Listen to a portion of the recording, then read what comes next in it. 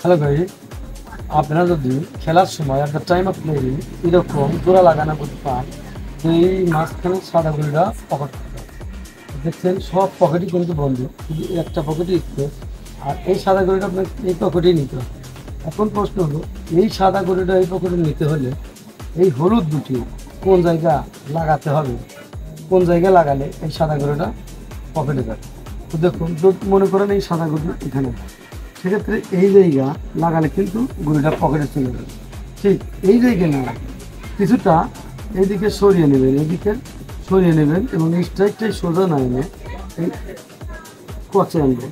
আর এই কচে এই লেভেলে আমি যেভাবে দেখালাম, যেই জায়গা যদি লাগাইতে পারে তাহলে এই সাদা গড়িটা আরামাইসে পকেটে যাবে। তো দেখুন কীভাবে এই সাদা গড়িটা এই পকেটে যাবে।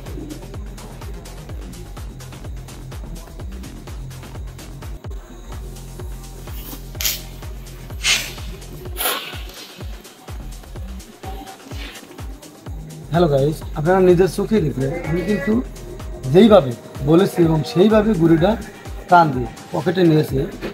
অনেকেই বলে এই ধরনের মাল 1000 বার লাগে, 10,000 বার লাগে, 5000 বার লাগে। এটা আসলে ভ্রান্ত ধারণা। আসলে এই মায়ের যারা বোঝে না তাদের জন্য অনেকবার লাগবে, এটা স্বাভাবিক, বা জ্বরে যায়। আর যারা বোঝে তাদের জন্য হয়তো 5 বার বা 10 বার, আশা করি যে 5 থেকে 10 বারের মধ্যে একবার নিতে পারবে। তবে একবার নেওয়া খুব টাফ ব্যাপার, কারণ এই শটটা অনেক কঠিন শট। অনেক সময় এরকম দেখা যায় পকেটের গুটি মিস হয়, স্ট্রাইক ছুটে যায় বা একটু জোরে হয়। তো সেই ক্ষেত্রে একটু জোড়া লাগানো করতে, সঠিক জায়গায় স্ট্রাইক বসাতে হবে এবং সঠিক জায়গা লাগাতে হবে, সঠিক রেঞ্জ হতে হবে, তাহলে কিন্তু গুড়িটা পকেটে যাবে।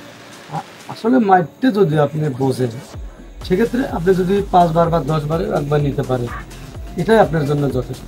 আর যদি না বোঝেন, আপনি 500 বার 1000 বারেও পারবেন। আর যদি যায়ও সেটা ঝরে যায়। তো যাই হোক, এই ধরনের হাজার হাজার মাইলের টেকনিক কৌশল আমার কাছে আছে। আপনারা যদি শিখতে চান তাহলে আমার চ্যানেলের সাথেই থাকুন। ভালো থাকুন, সুস্থ থাকুন।